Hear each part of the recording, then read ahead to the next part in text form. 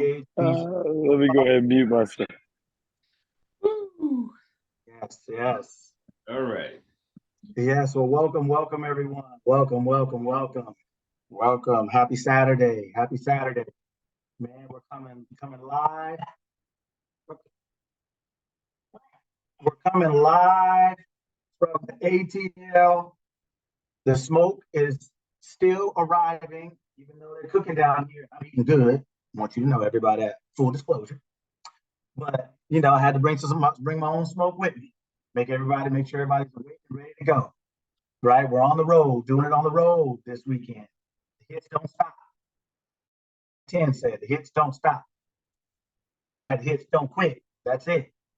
So we're out here doing it live this weekend from Atlanta, doing it live. How's everybody doing this weekend? Hope everybody's well. All right. Oh, I need to say that, but we will. So who did let's ask a question like on Monday morning when you walk in from elementary school and you walk in on Monday smiling and you sit down, the teacher said, yeah, who's got their homework ready? And everybody starts looking around, looking strange. Like, yeah. So last week, for those of us who were here, and there'll be people straggling in like they do in life too, but we're not going to talk about that. You want to hear it? Here we go. We won't talk about that. Who did their homework last weekend? The three things. Who started their 30 days of just looking at somebody like a police informant, but not telling? Right? Just saying, I identify somebody I'm going to watch for 30 days, and I'm just going to see how this cat moves. I'm gonna see really who they are. I'm not gonna listen to what they say. I don't care what they say, but I'm gonna watch it all. Right? Who started that? Anybody start their 30 days? I did. Oh, I know I did, because I'm always hating and watching everybody. So it was easy for me. Yeah, my intentions are not grand or noble, but they are real. That's it, because my hate is in shape. Because Kari, my hate looks like you. It looks strong, like you were just shaking. It's just always active, right? All right. Who did the next one? Did anybody else? Bear Road, did you do it? I did. Yeah, but we're not gonna talk about that in public. I did. All right. And next one. Who did their second one, which is, writing down what you did yesterday, right? And seeing how that ended up. Like, did I get to the bag doing that? Did I really spend my time well doing that? Was it worth it? Right? Anybody do that? I'm realizing there's a lot of, there you go, man. Don't leave your hand up too long, man. Stop bragging, man. Hope everybody see you, man. That's it, man. Because that's why there's a lot of people missing right now, because the homework is not ready. It's coming in late. In elementary school, teacher, do you do your homework? It's like, can I go to the bathroom? Then all of a sudden, people want to go to the nurse's office to get a Band-Aid. People just start missing when homework is required. They stop showing up. People start backing out, right? So who did that, right? Writing down what you did yesterday and saying, hey, is what I did, or all these different things that I did they really help me move forward? Do they help me move the needle, as they say, right? And last thing, right? When you're talking to someone, reframing the conversation. Did you ask what they meant? Hey, I know what you said, but what do you mean? How many people did that? Or your head didn't go up. It looks real strange. Maybe you're driving.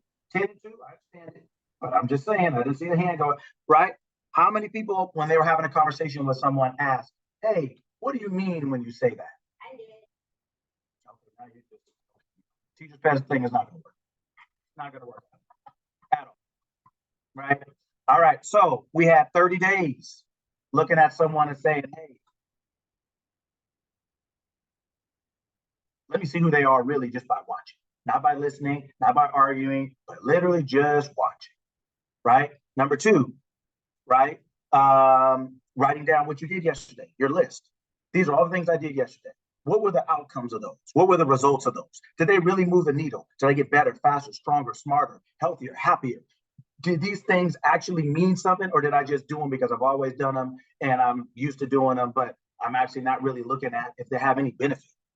if they're worth my time, my effort, my attention, my energy, because there are things that are, whether they're your kids, whether they're your spouse, your significant other, whether it's your business, there are things that are absolutely worth your time and need your time.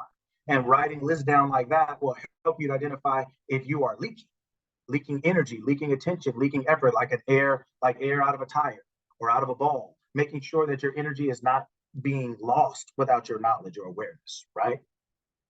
And last one, right? Asking someone what they meant. When you ask people a question, ask them what they mean so that you really get an understanding of what people mean when they say things. Because a lot of times you will find that people don't actually say what they mean. And that's one of the reasons they have a hard time meaning what they say, because they don't actually say what they mean. They just say something, right? They just say something and expect you to interpret. So everybody here has been like a world nations interpreter. We've been interpreting forever because we use so many things just generally, and people are expected to interpret it within context. But if you want people to know what you mean, you have to mean what you say. You have to know what you mean. You have to use the proper words to describe yourself. It's not up to someone else to figure it out. Or you know what I meant. Or that you know what I'm saying. No, I know what you said. So being more clear about the words we use and all those different things, right? So that's another thing we need to really get on, right? All right. Now today we are going to continue. We're going to use some text today to kind of reframe some things. I want everybody to get together. Now, I'm a little off because I'm not getting to stand up on my board and write on the marker and yell and scream and everything like I do at you guys. It's a little less potent sitting down, but I'm going to do my best to be as insulting and everything else as I can. All right, DJ, I need you please to look up Matthew chapter 14. Yeah, we're getting ready to get in it. We're going to put it up on the board and we're going to get it started. You want to hear, here go. Matthew 14, colon 20, starting at verse 22. Like a colon, semicolon. No, it's good. Yeah.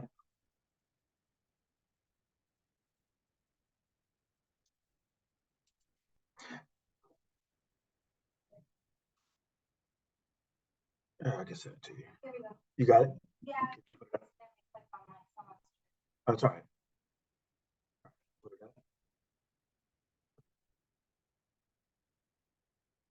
All right, here we go. So we are going to go over this because I want us to, so now, always remember, right?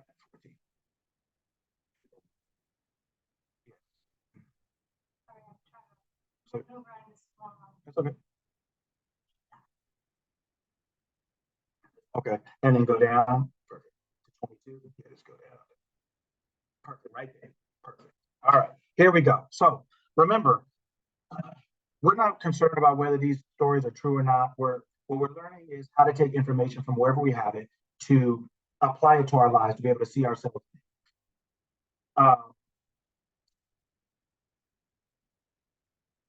Just like we talked about a couple weeks ago, if you remember, we talked about Daniel being able to stand on your square of something, knowing who you are and realizing like, okay, because I know who I am, I know what I will or won't do, can or can't do, what I'm going or not going to do. And if you don't know who you are, it's hard to do those things. And if you can't do those things, you'll just be like a kite or like a balloon in the air, just driven by every wind, every circumstance, every situation, every doctrine, everyone's opinion, everyone's belief. You'll just be running around being everything and nothing at the same time. Right? We talked last week about our actual selves, like kind of a small part of the business of being you. Like we have to have an understanding of we are our first business. And if we don't have ourselves together, everything else goes in accordance to that. Right? And so having an understanding of who we are, what we are, why we are, so that you can understand how to move in your life, right? So today we're going to go over this and we're going to kind of expound on that so everyone gets a chance to see something. So we'll participate. You know how it goes here. All right. So I'll start off.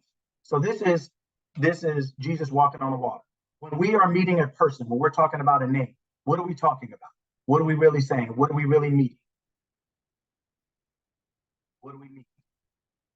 Volunteer. What do we meet?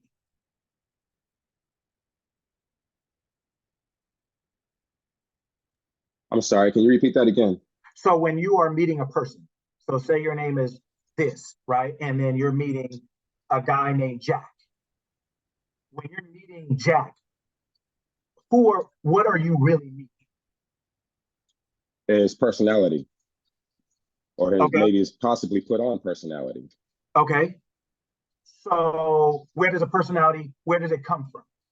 The mind. So you're meeting what? Their mind. Their mind. You're meeting a mind called Jack. That's what you're meeting. That's it. Anytime you're meeting a person, you're meeting a mind. That's why racism and everything is so stupid. Because if you turn your back, you won't even know what the color of the person you're talking to more than half the time even is, or what it looks like. You wouldn't, there's so many things you wouldn't know if you close your eyes, if you turned your back, because you're not really meeting a color. You're not really meeting even a gender. You're meeting a mind. You're meeting a collection, when people call mindset, like we talked about that, right? Mindset. What is a mindset comprised of? We talked about that last week. What is a mindset comprised of? Volunteer. I already know the answer. So who is it? What is it? What is a mindset comprised of? Yes. Habits, thoughts. I know I'm gonna get this wrong because I said this last time and it was incorrect. Now I remember the right answer. Okay. Beliefs. Thoughts, feelings, and beliefs. There you go. Your thoughts, your feelings, and beliefs create a behavior, and when you do that behavior consistently, it becomes a habit, right?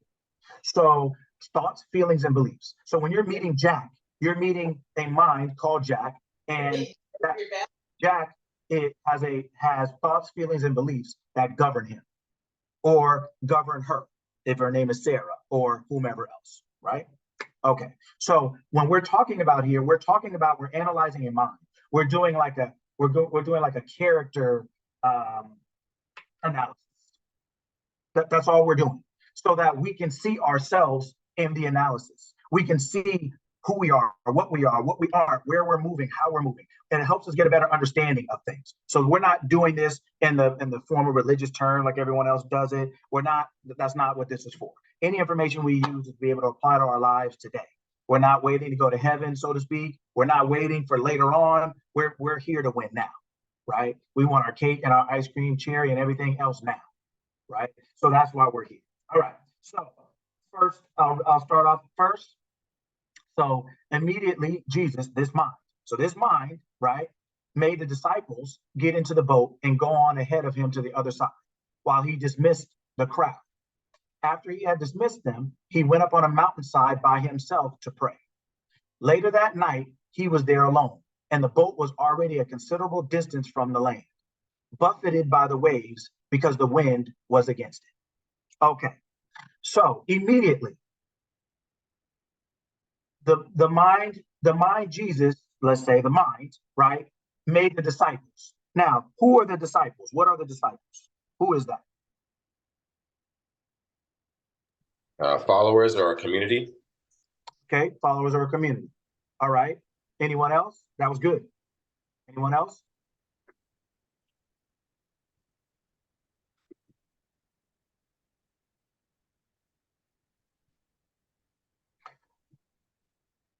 Okay, so when we do this, we break down all these words and paragraphs and break these down, because if you don't know what you're reading and you're just reading it, it's not going to do you any good. Now, this stuff has layers to it, right? So I try to stay on the higher layers just because it takes too long to get deeper and deeper and deeper. It goes a lot deeper, like the ocean, than you think, but it's deep enough to swim and it's deep enough to drown. So you got to pay attention. So disciples, right? That word, right, is where the word discipline comes from. Disciples mean to be taught every day. That's what the word disciple means, to be taught every day. That's why this mind is with the disciples every day.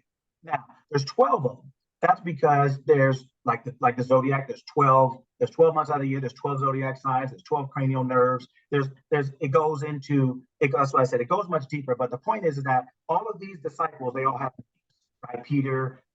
Peter/Simon, right? Philip, all those different things. They all have different names. Those are all characteristics or aspects of the mind.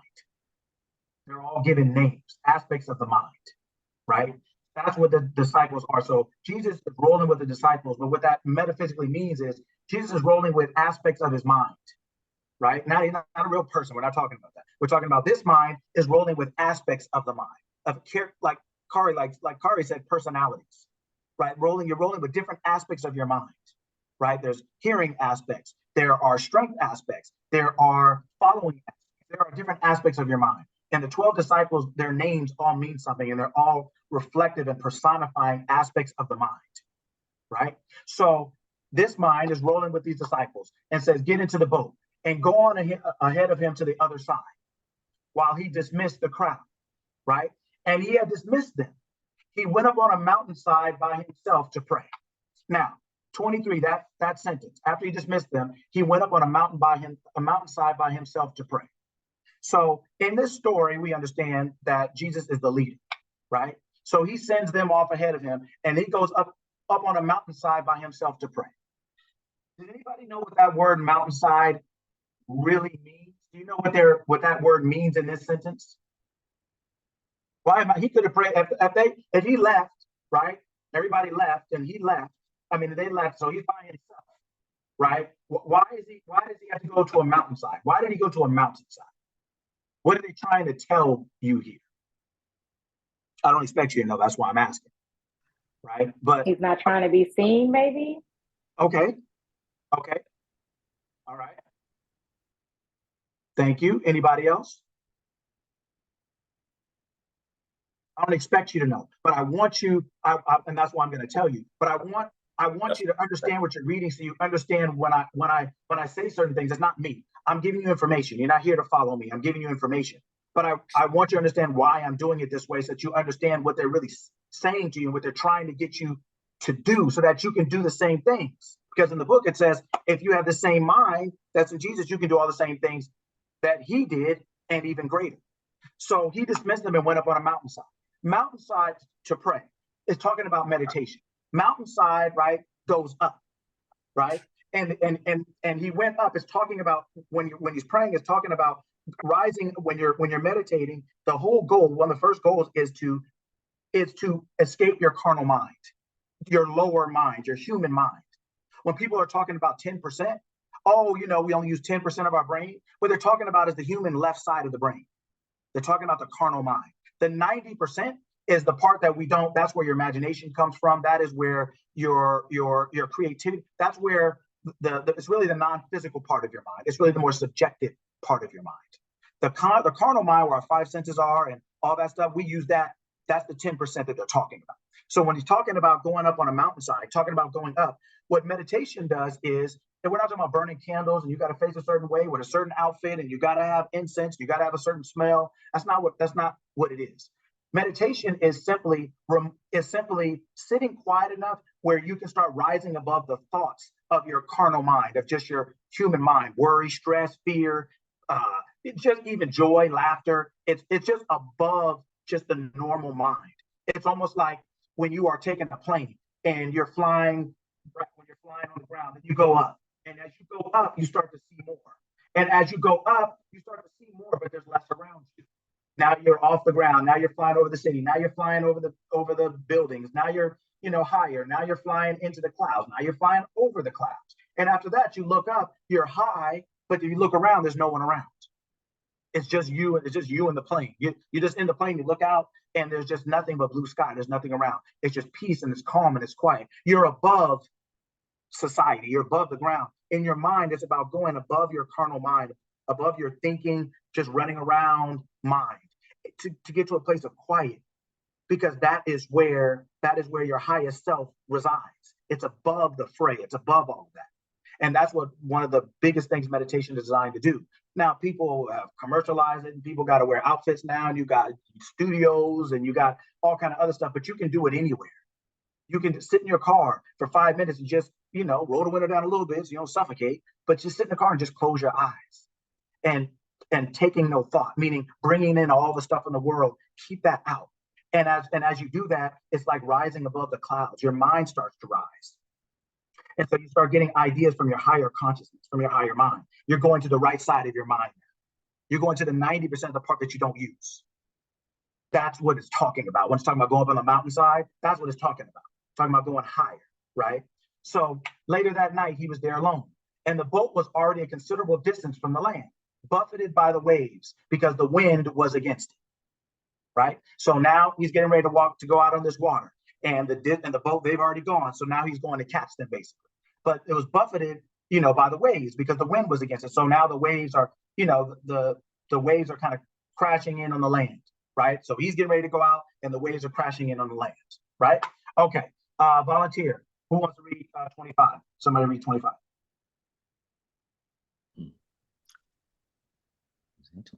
Shortly before dawn, Jesus went out to them, walking on the lake. You want me to keep going?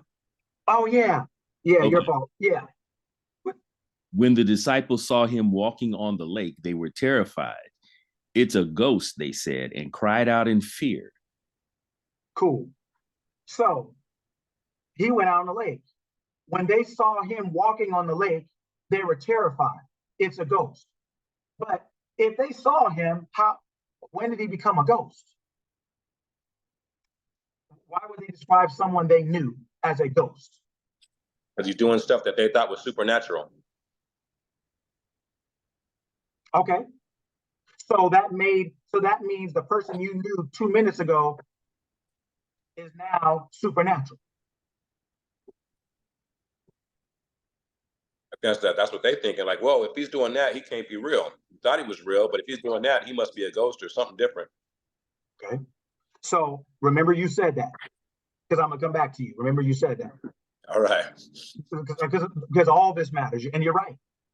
But I remember you said that because I'm gonna come back to you on that.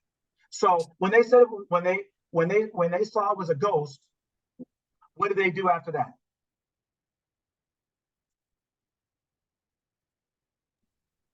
They cried out in fear. So when you see something you don't understand, what is it saying most people do? They're afraid of it. Immediately. You could be 1,000 things. But the first thing most people are is afraid. And they're afraid of somebody they know.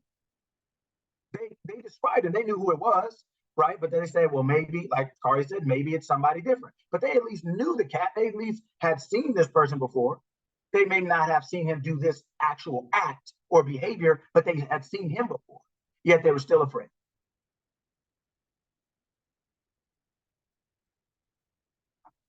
Anytime you don't know who you are,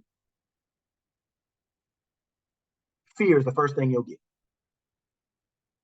Fear is the first thing will come to you. Doubt will be second, but fear is first. It will come quick, like it was always there. That's the first thing. When you don't know who you are, it's hard to figure out who everyone else or what everything else is. So you become prone to fear. And because most of us don't know who we are, we don't really know how to deal with the anything, whether it's a person or a circumstance or a situation outside of us. So we're prone to fear. And since most of us are that way, most of us are prone to fear. Since most of us are prone to fear, it becomes common. Since it becomes common, people start thinking it's correct. Well, everybody's scared of something. The people would start just saying everything. Oh, it's okay to be afraid. It doesn't provide you anything valuable that you couldn't do without it. And when you know who you are and what you are, then you have a better understanding of how to deal with the world around you. And then knowledge comes and fear leaves. Both of those can't exist at the same time.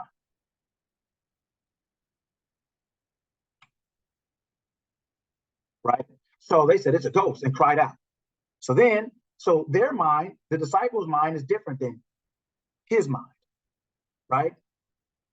27. Who's reading? But Jesus immediately said to them, Take courage. It is I. Don't be afraid. So this mind immediately responds. So this mind is telling them how to handle when fear comes in your life. What should you do? Everybody, anybody. When fear comes, what should you do? Take courage. Yeah, yes. And what else? Gain knowledge on the subject. I'm sorry, go ahead, Edward. What? Yeah, but no, that's good. Take courage, right? Don't let fear come in. Yeah, but how do you do that? Gain knowledge on the subject. Yes, right. But who is the subject? It says take courage. Who is the subject? That would be Jesus. No. Yes. But what does it say? Take courage. What does it say after that? It is I. It is I. That's the subject. The subject is you. Mm. Yeah, take courage. You are the subject. It is I. Take courage. It is I. When when you have kids, right? Or when you have a dog, or just when you have something that you feel that you're responsible for in a situation, right? You feel responsible for that. So you feel like if they're afraid or something like that, you're like, man, don't worry, I got you. It's all good. Don't worry. You are now inserting yourself in a place that they don't feel safe. You're inserting yourself as the guarantor. You're now saying, take courage. It's I. You with me. Don't worry about it. When a ghost comes up in your life, it's telling you this mind is telling you take courage. But this mind is different than the disciples' mind. And if you go into these books over and over and over, you'll see the same thing. He always sends them off and he goes up on the mountain to pray. He's doing the same things over and over. He is meditating. He knows who he is. So when he says it is I to him means something different than when they say it is I. No. Oh, no, you can just let me know. It's okay. Correct. And that's hard to do if you don't know who you are. And it's hard to do if you don't spend any time with yourself. That's why I said, look at the very beginning. When all this happened, he went up on a mountainside by himself to pray. He spent some time with himself. This mind spends time with itself. Not he, not she, it. This mind spends time with itself. When things come up, if you don't want them to be a ghost and you're crying out in fear, the first thing you have to do, if you want to know it is I, if you want to be able to take courage and not be afraid, this mind spends time with itself. The disciples, us, humanity, does not generally. So we're terrified by everything. Quick, fast, and in a hurry.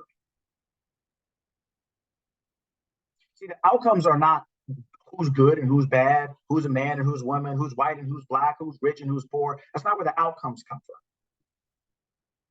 The outcomes are the outcome. The outcomes are the outcome of the income of whatever you have in you is going to come out. And you don't have anything positive or powerful or potent to come out if you haven't put anything in.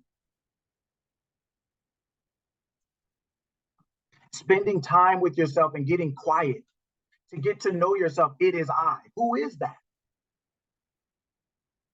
Is it I, the addict, I, the drunkard? Is it I, the lazy, I, the stupid? What is I? What is your I? We talked about that a couple of months ago, developing your I. And one of the ways we talked about doing that was going up on the mountainside, learning to sit down and meditate. We're not talking about, like I said, candles and sit in the face a certain way with a certain outfit and a certain mat. You could do it in your Cadillac in the parking lot of Kroger. It don't have to be that deep, right? You're always here. You're always alive. You're always going.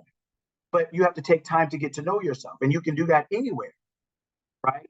There's some places that are easier to do it, right? But don't forsake it. It's not a religious act. It's an act of awareness to increase it, to support it, to familiarize yourself with that part of your mind. Because this same character, you have the same mind in you. It's just not active.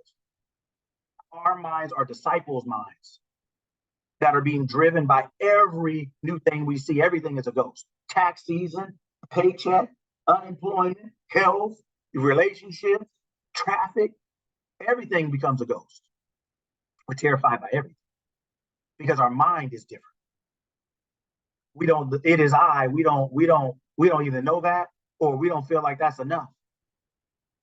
And it's generally not because we haven't developed it. We haven't developed a relationship with it, with our higher self, right? And once you do, you will not be afraid. Right? So then 28, somebody new, 28. 28 and 29, they're short.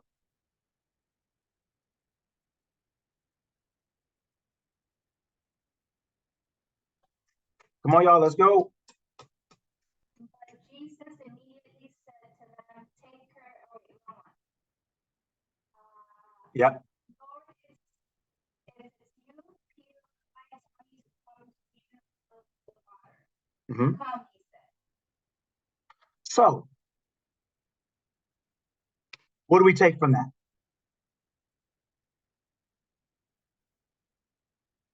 So they're afraid. They don't know who this is.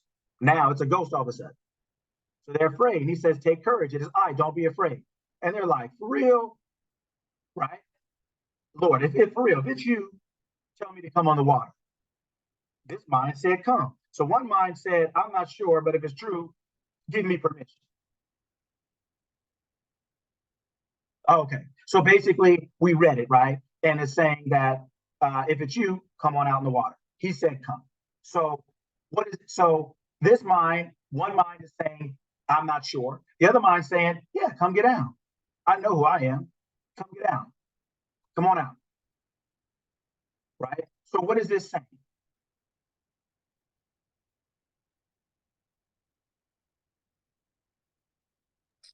Is this know thyself? One Okay. mind knows who it is. The other one is doubtful. But the mind that knows what it is giving courage. Okay. And Sue, I can see yours. What's the whole thing? Okay. All right. Yes. When fear comes to me, I instantly ground, align myself to the highest. That's correct. So when fear comes, right, it's only perception. It doesn't mean it's not real or happening, but how you deal with it is based on your I, who you believe yourself to be.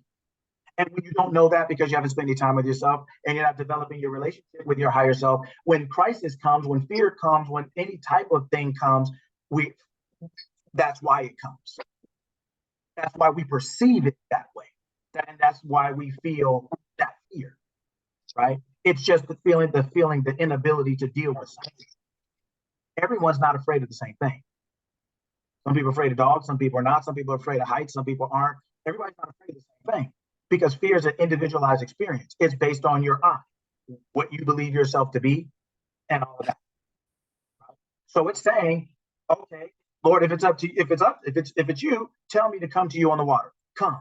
So one mind is, like you said, doubting. The other mind saying, no, come. All right. So then, right, we go down.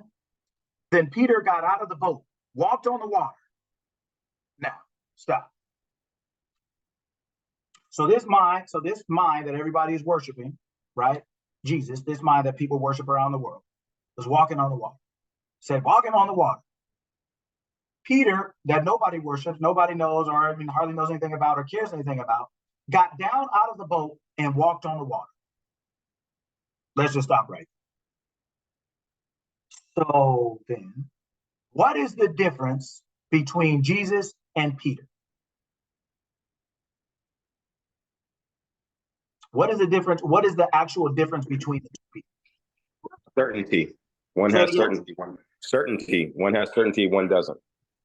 Okay. Anybody else? This is important. Pay attention and participate. This is important. What is the difference between Jesus and Peter? At that point, there is no difference because Jesus is walking on the water, and so is Peter.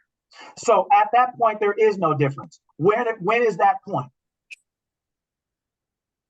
When Jesus tells Peter to come down out of the boat and come towards him, walk on the water. Perfect. Okay. Sue, when Peter chooses to believe. Right. Yes. But yeah, that's half. Mhm. When are they different? When When- are they the same? Let's just say when are they the same? When he acted on that belief. Okay. Anybody else? he had when he decided to have the like mind of Jesus. Perfect. Anybody else? When are they the same?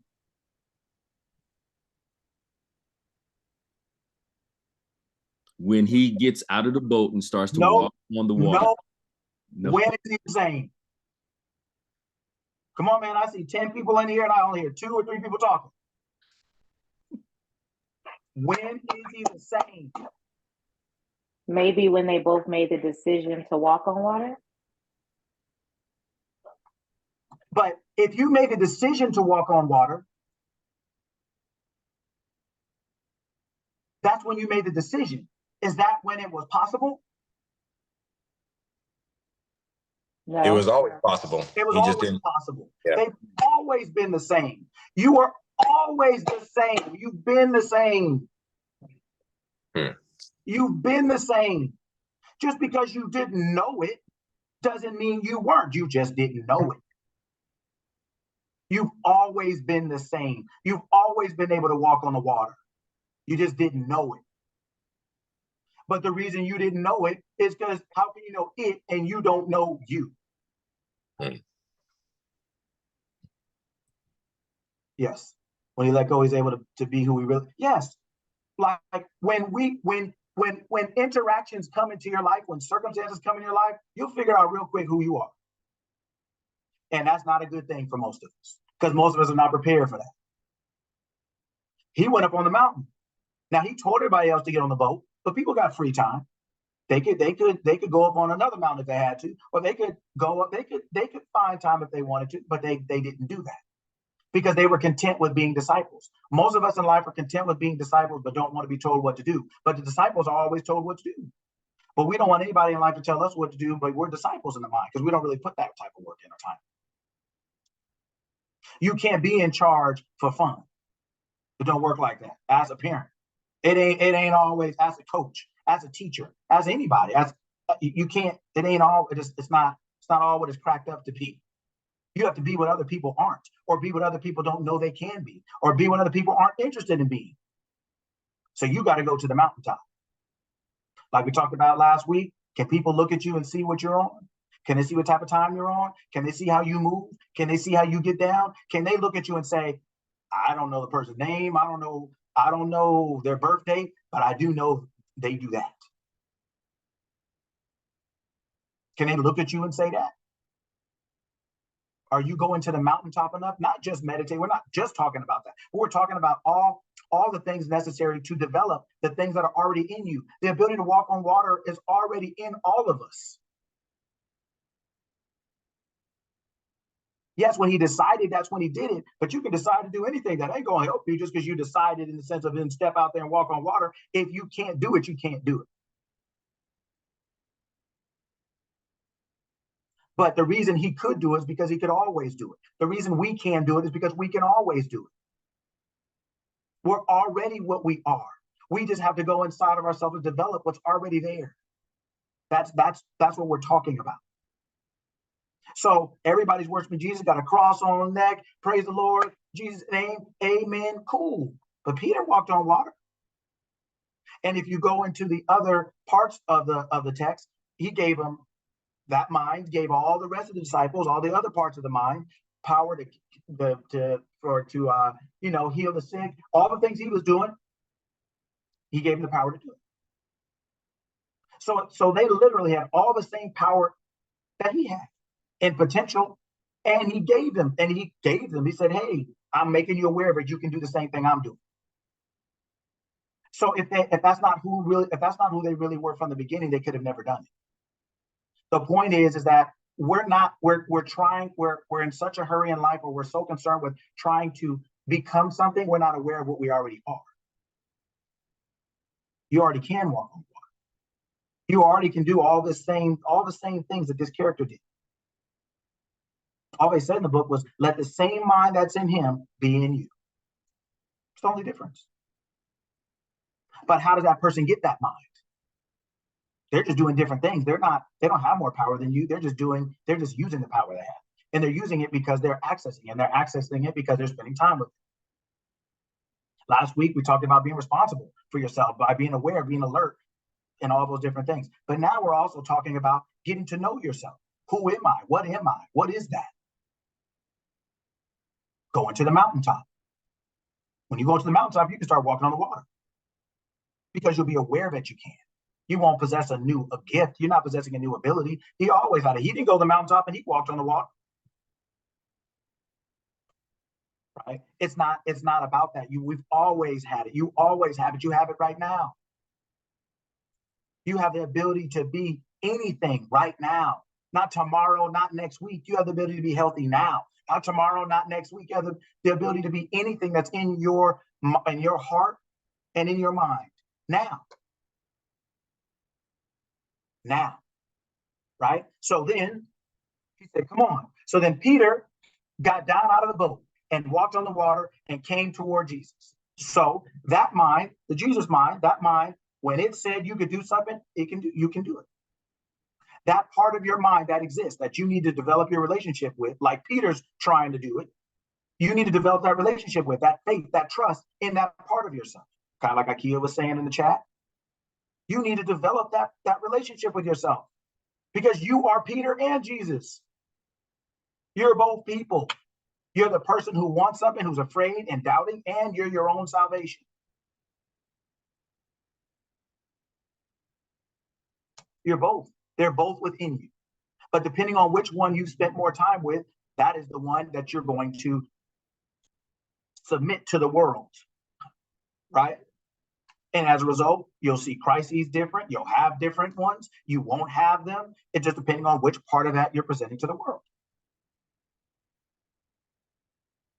They're both in the same place at the same time. So they both have to deal with the same weather, the same consequences, same outcomes, yet one is dealing with it completely different than the other. Both of these people are you and I. They're us. The Peter is the one most of us are.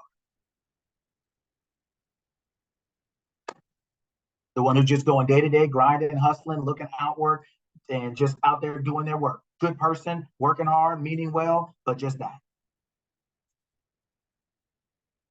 There's few of us, right, in the world, there's few people in the world who are more on the Jesus side, who know how to think and are applying that. That's what we're here to do. We're not here to be religious in the connotative term. We're not here to wear certain things. We're not here to have a certain denomination. We're not here for that. We're here to learn how to think so we can live well. And as you can see, there are two different minds. And so we have to figure out which mind we want to adopt and adapt ourselves to. Because we have both within us. We can do either one. We can be the disciple or the master.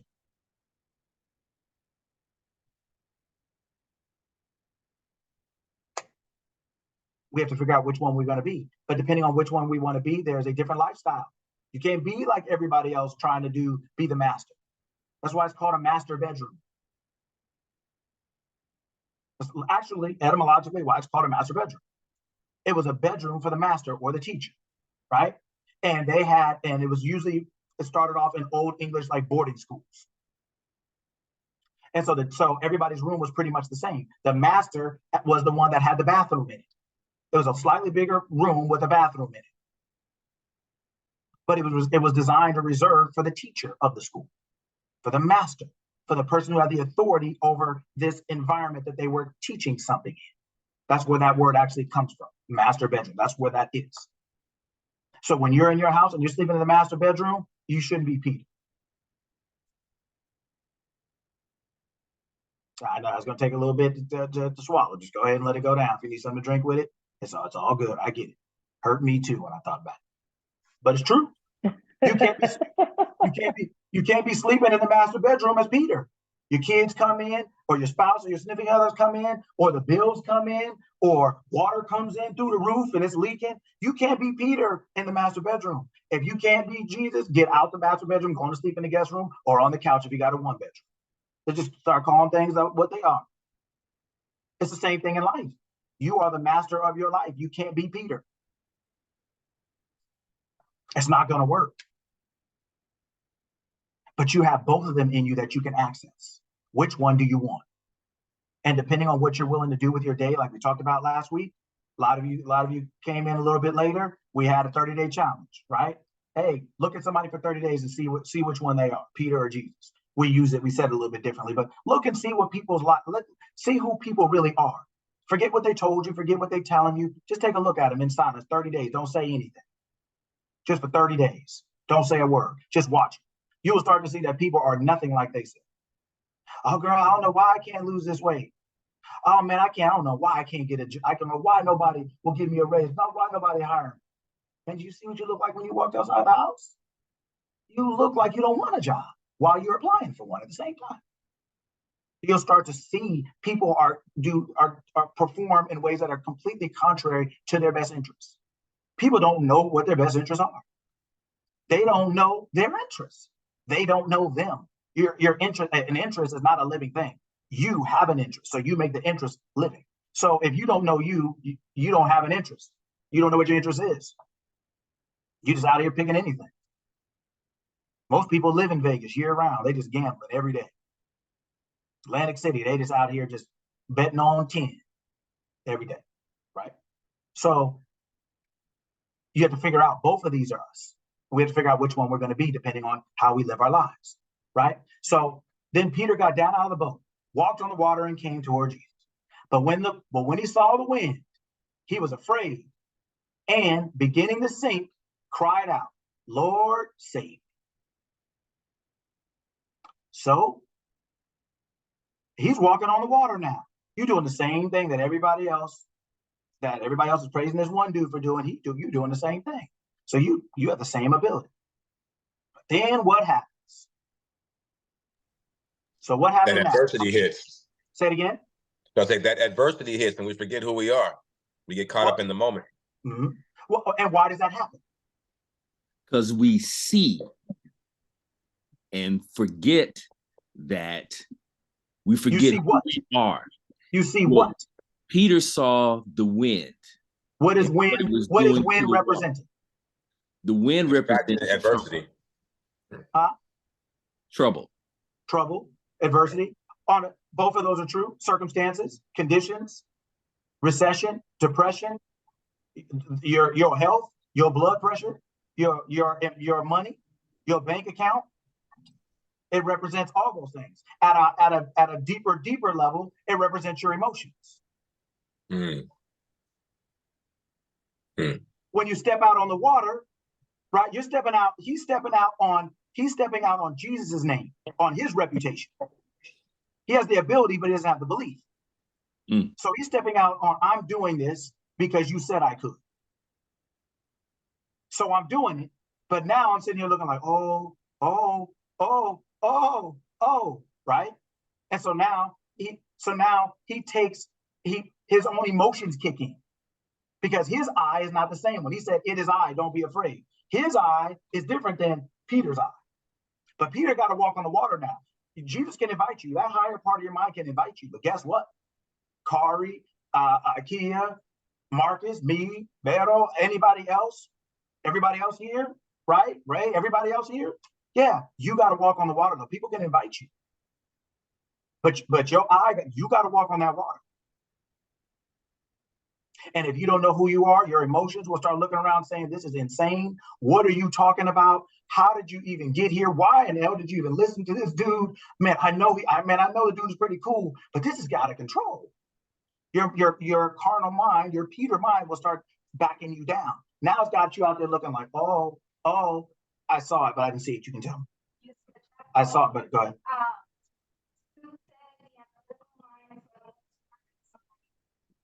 No, it doesn't like anything that it's not familiar with. But if you look at life, we're not familiar with anything when we first get here. But we still got to learn how to walk, still got to learn how to read, still got to learn how to write. So you're absolutely right. So then you realize like, okay, well, if everything is new, then I'm not going to make this harder on myself if it's a new thing I need to learn. Let me just go on a roll with it, right? Just like learn how to read, write, count, walk.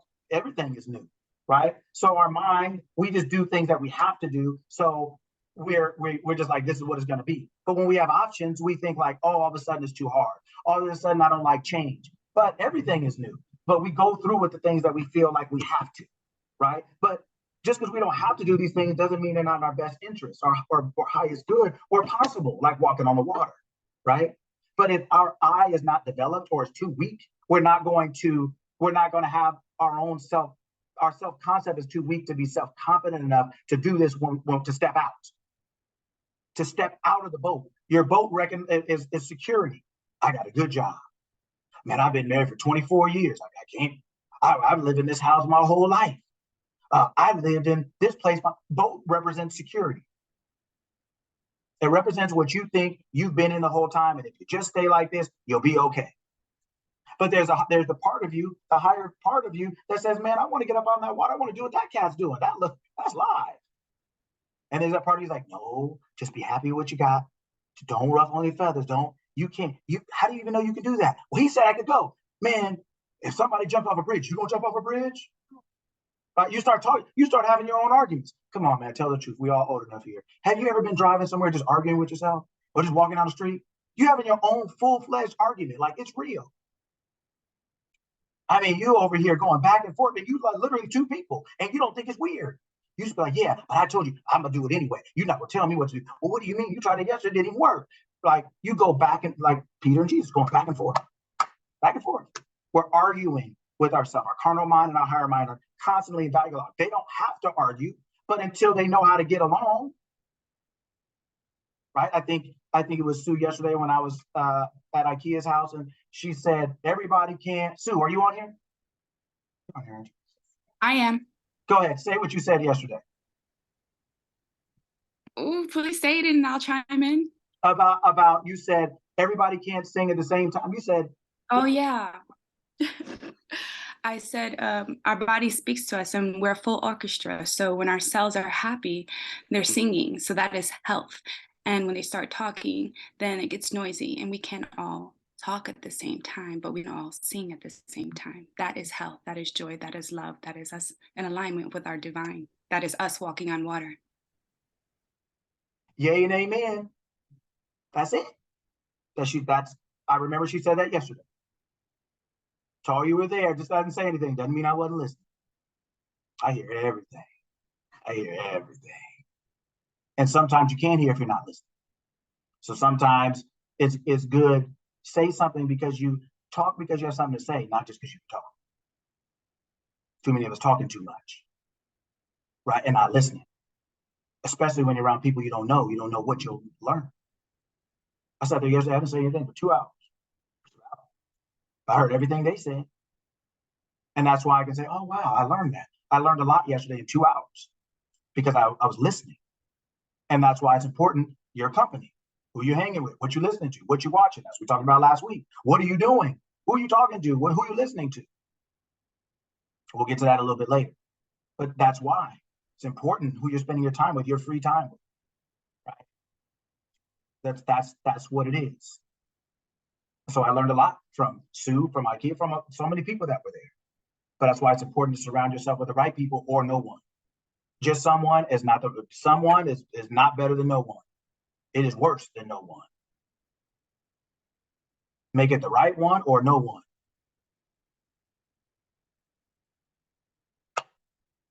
That's it. That's just it. You don't have time, but because a lot of people just are like Peter, and that's okay. Not saying we all are in our own ways. We're both Peter and Jesus. We're going back and forth a lot of times, and what we're trying to do is establish stability, consistency of being that mind, right? So then his emotions overwhelmed him. He took his eye off the prize now. Now he took his eye off the promise. Jesus, the name represents salvation. Christ is different. But the name represents salvation. So why am I going to tell you to come out here and let you drown? How did I save you? Why would I do that? So that higher part of your mind is not going to tell you to come do something that you can't do. But if you don't know it, you're not. That's why I said last week, if somebody calls you and they're like, yeah, we should go this and that and this and that, and you're like, man, who is this? You want to know if you can trust what this person is saying. You want to know who it is so you can figure out if this is going to work for you. Just somebody calling you with a good idea, but you don't have caller ID, so you're not sure who it is. You don't care what the plan is. It may sound good, but you want to know who it is, because then that will tell you whether you want to get on this journey with this person or not.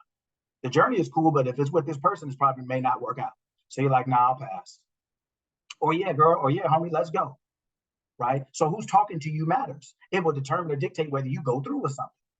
Well, when you don't know, right? When you don't know who's talking to you, then how do you move forward? How do you move forward? Right? So as a result, person got stuck, took his eye off, and was afraid. Fear comes back in. And beginning to seek, cried out, Lord, save. Now, the same person you don't want to go to the mountaintop with every morning to meditate or spend any time with, now you're crying out, save.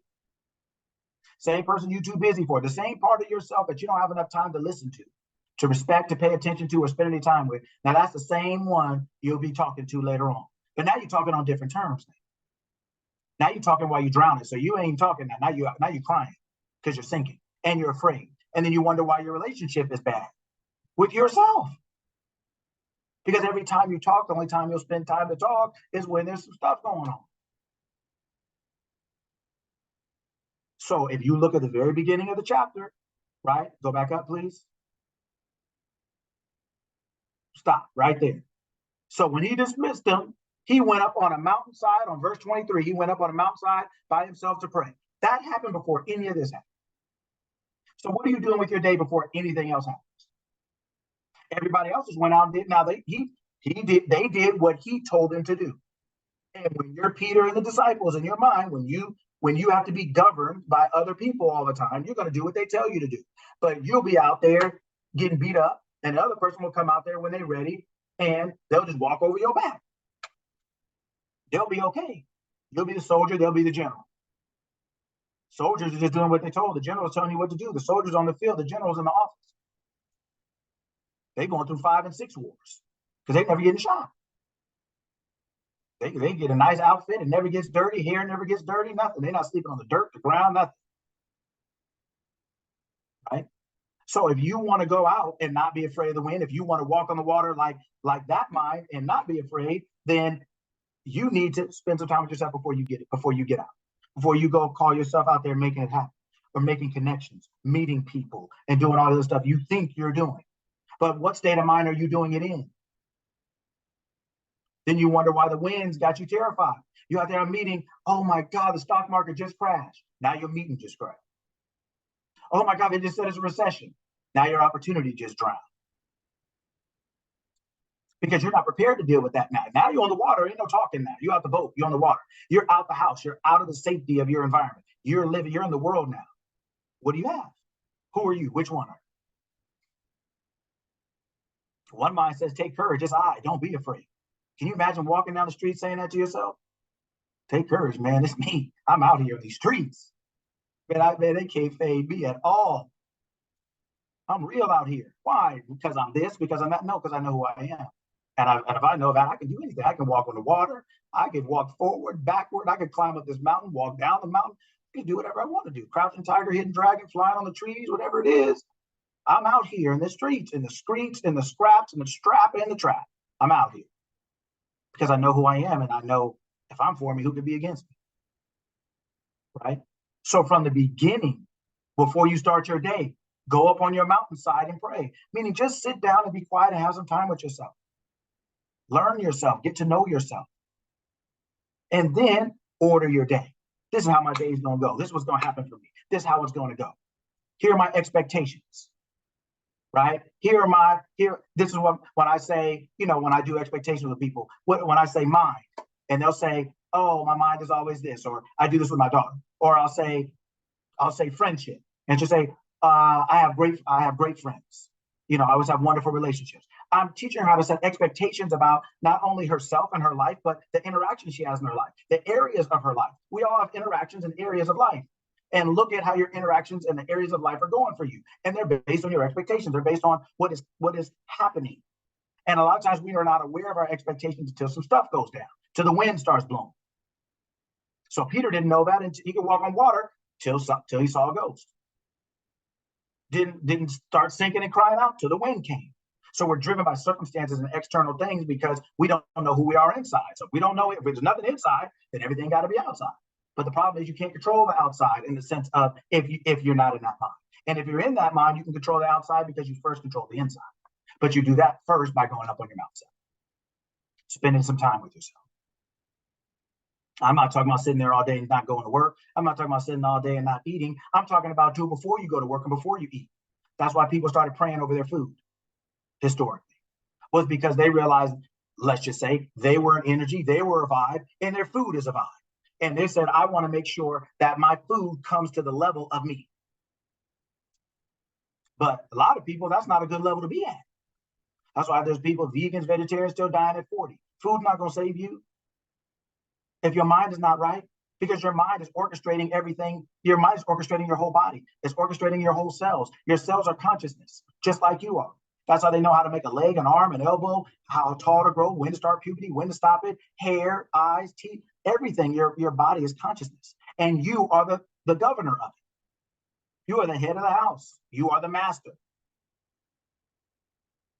And most of us up in there, Peter, and wonder why our body looking strange, our money looking strange, our relationships looking strange, health looking strange. Because there's no master. There's just a disciple walking around and the wind is blowing. They're trying to walk on the water, sinking. They don't know themselves. They don't know they are the master. They don't know they can be or they should be. They don't know they can walk on the water. But you can. Just because you didn't know it doesn't mean you couldn't. You just didn't know it, so you didn't. You've always been Jesus. You've always had that mind in you. But you have to spend time with it. You have to activate it. You have to allow it to be you. You have to tap into that. That's you. That's what it's telling you. We're both. Right? So go down, please. So, right? Cried out, Lord, save me. So when you get out of the boat, when you get out of your comfort zone, when you get out of your house, when you get out of all these things, what are you going to do? You walking or you sinking? Right? You're always going to have to go back to your higher self. You're just doing it in the end to save you. Because if there was something else, you would have took it. But there isn't. You start to realize there is nothing else. It's you. Right? The kingdom of heaven is within you. That's what it is. So the kingdom of heaven is where God lives, and God's name is I am, and I am is you, first person present tense. That means that's you, and it's in you. That's where you have to go. That's where that mind Jesus went, into his higher mind, into the mountaintop of his mind. When you're praying in, you're not praying out. Same thing, right? So, verse 31, who wants to read that one?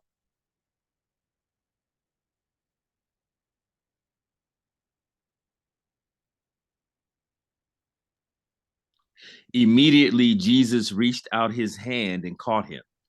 You of little faith, he said, why did you doubt?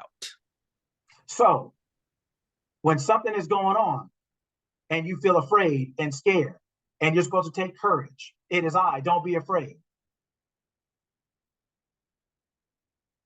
When should you do that?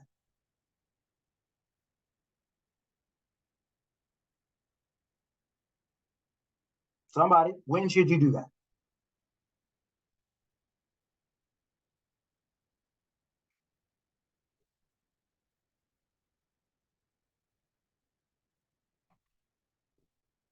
Hello? Can you please restate the question? Sure. When he was drowning in the boat, right? Jesus reached out his hand and caught it and said, "Oh, you of little faith, why did you doubt?" So when we step out into the world and we feel afraid of something, right? Because earlier it said, "Take courage, it is I. Don't be afraid." So when we step out in the world, that mind is saying, "Take courage. Know who you are. There's nothing to be afraid of."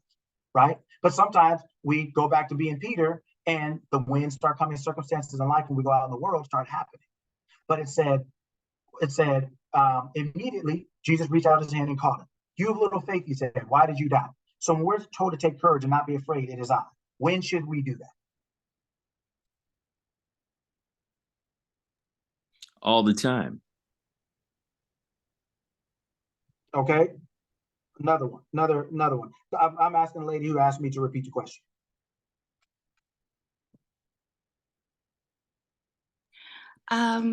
So in the moment that you feel the fear, because for me, I understand fear is a natural occurrence, but we're not meant to vibrate in it. Fear just says, Mhm. hey, there's something different. So Mhm. when you feel that instant, it's like, oh, okay, Just ground yourself. What's the highest truth? And see that. That is the moment where you feel that fear. Let it go. Okay, Sue. Okay, let's see. I know the voice. Okay. Immediately. So I just saying immediately. I see it. What's it say? Immediately. What did it say? But immediately, Jesus said to them, take courage. Then when he stretched out his hand, immediately he stretched out his hand. Immediately. Before you start drowning, before you start stressing, before you start being anxious, worried, nervous, paranoid, immediately change your mind. Not tomorrow. Don't sleep in the fear. Don't take it around with you. Don't walk around and babysit it. You don't do that. Immediately change your mind. So that is when we should do it, is immediately, right now. When this thing comes up, deal with it right now. Immediately change your mind. Like kind of like Sue was saying, is learn how to say, okay, this thing is coming. Okay, things come. Winds and waves come. Life happens. That's not a reflection of you. What you do about it is. What you do about it is, right? Immediately change your mind. What, like you said, what is the highest form of thought here? What's the best way to think about this thing? What part of my mind can I access that has this answer? We don't do that. We do the Peter. We start looking around and said, oh my God, they're laying people off. Oh my God, it's COVID. I know I'm gonna get sick next. Oh my God, it's tax season. Man, they always taking all my money. Uncle Sam ain't, right? We go out. We go out, we lose our mind. Because we start looking out, it gets away from us. Yes. In your experience, how long did it take you to Shoot, man. I don't know. There's no like, you just become more aware. It's almost like you just become more aware. It's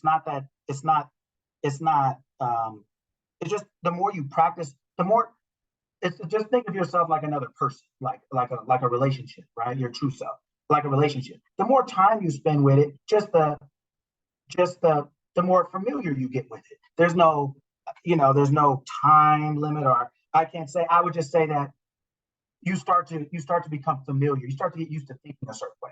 You start to get used to, and for everybody that's different, I don't even know when it came. And I'm not saying I've arrived.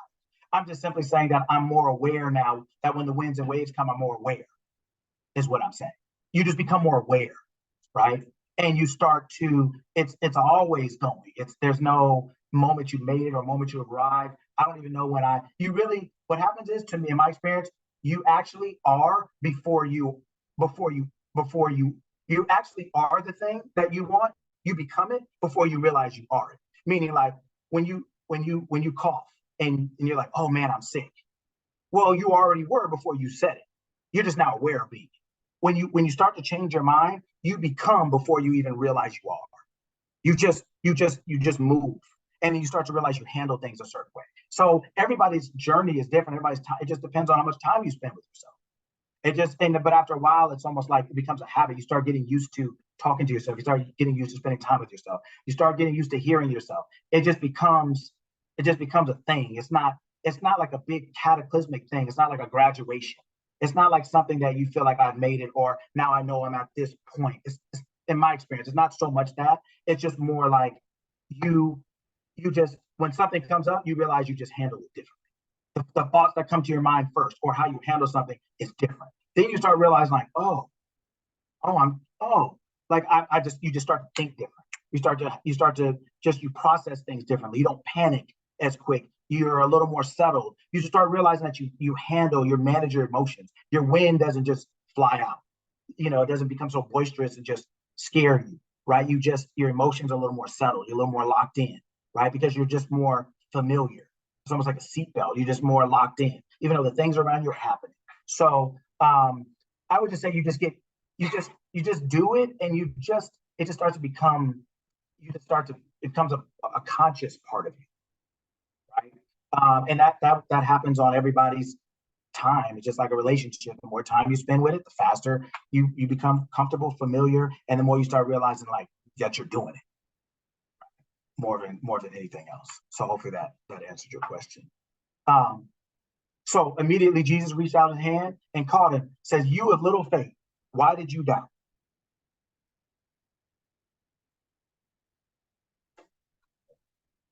Right?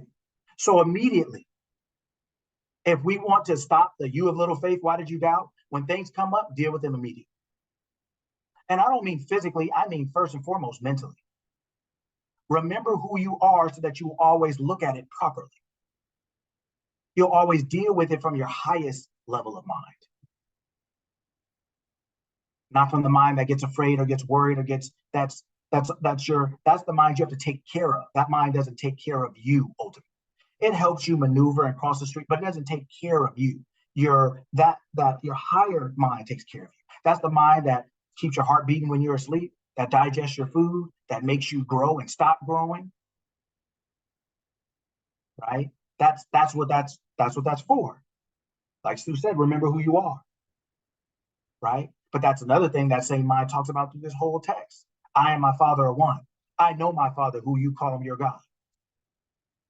That mindset is my Father. Peter and all of them called it God. It's a different relationship. One is intimate. The other one is, I don't know, it's just out there somewhere. Just, I don't even know. They said the sun is closer and the moon is different. So now I don't even know where that God is. I don't know if it was closer, further. I don't know. But it's out there somewhere. Well, how do you roll with that? How do you? But that's why this person performed differently than this person. So immediately, but that comes from spending time with yourself. That comes from developing that self, right? And you'll catch yourself immediately. You will reach out and you'll catch yourself. You'll catch your emotions. You'll catch yourself going off. And you're like, So kind of like Sue was saying, you're like, let me just stop for a second. Let me hold on, right? Let me deal with the situation, and you move forward. And you do. You ask your higher self, like, what's the best way to look at this? And you'll get all the answers. That's you. That's you before you came in this body. You are not your body. You are not your name. That's just a persona. That's just the name you gave your body. That's not you. That's yours. That's why it's called your name. Just like your arm, your leg, your pencil. It's not you. It's yours. It's possessive. It's not you. So you can change it. You can fix it. You can remodel it. You can rework it. You can revamp it. You can renew your mind, which will change your life because it's going to change the way you deal with life. It's going to change the way you move in life. It's the same thing. You're looking at two people who have two different minds. That's what this story is about. Two people have two different minds. One mind now has to save the other one from drowning. And it says, "You of little faith, why did you doubt?" Well, it's easy to say that when you're going up in your mountain every day. It's easy to say that when you have everything it takes to live. But then that sounds like the better way to live. When you have everything it takes to live. When you have all the skills and abilities to live. Where you can walk on the water and not drown, but not even think about that being possible. When you can walk through life and not lose, so to speak, but not even think it's possible. But you don't have to be coming out here getting your butt whooped every day, and your head beat in, and your head hitting the wall every day. You don't have to go through that. But you do in ignorance. And when things do come up, you know how to maneuver. Doesn't mean things don't come up. You just deal with them differently. We're not here in life for a free ride. That's not, we're here to experience everything, right? But we're also here to be able to deal with everything. And that part of yourself that you develop, that you spend time with, will help you do that. So today you guys are lucky because you're getting a mild version. I'm not standing up by the board ranting and raving and everything like that. That's next week. I'll be back. So today, take it, take this nice, right? But that's what this is for. So you have little faith. Why did you doubt? Why did you doubt yourself when you want to be an entrepreneur?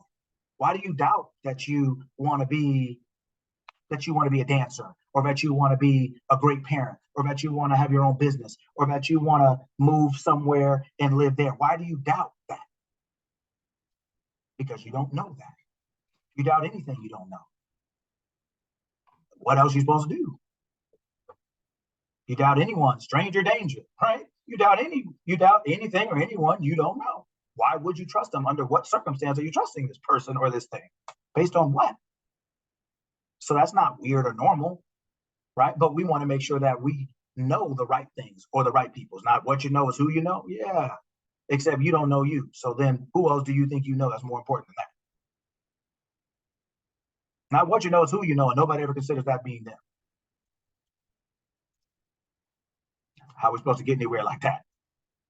Can't get anywhere like that, right? Why did you doubt? Because we don't know. We don't know who's talking to us. We don't know that part of ourselves. And that's the part of ourselves that we must develop if we want to learn how to live well by learning how to think. That's what we do here. Live well by learning how to think.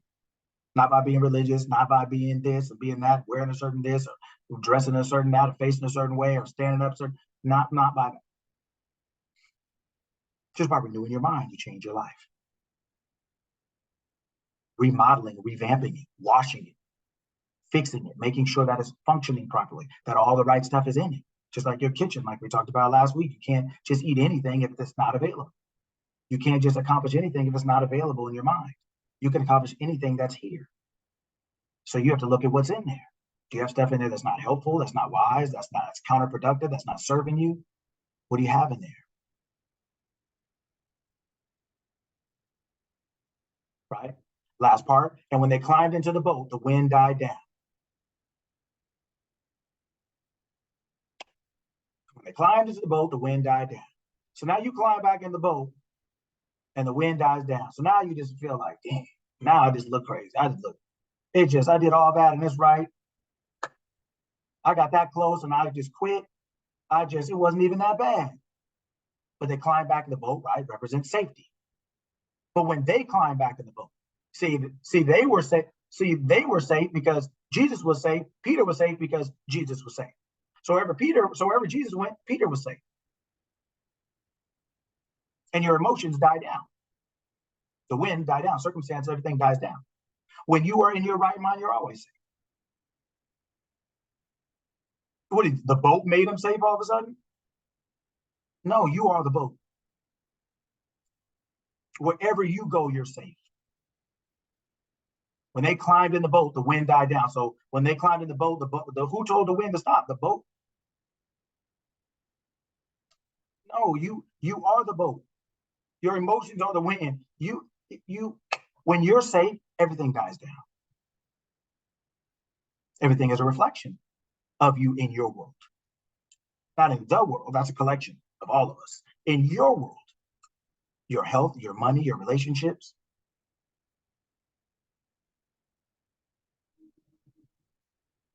They're you.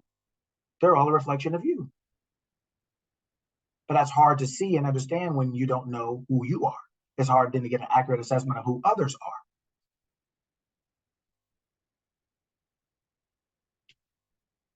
Right? When they climbed into the boat, the wind died down.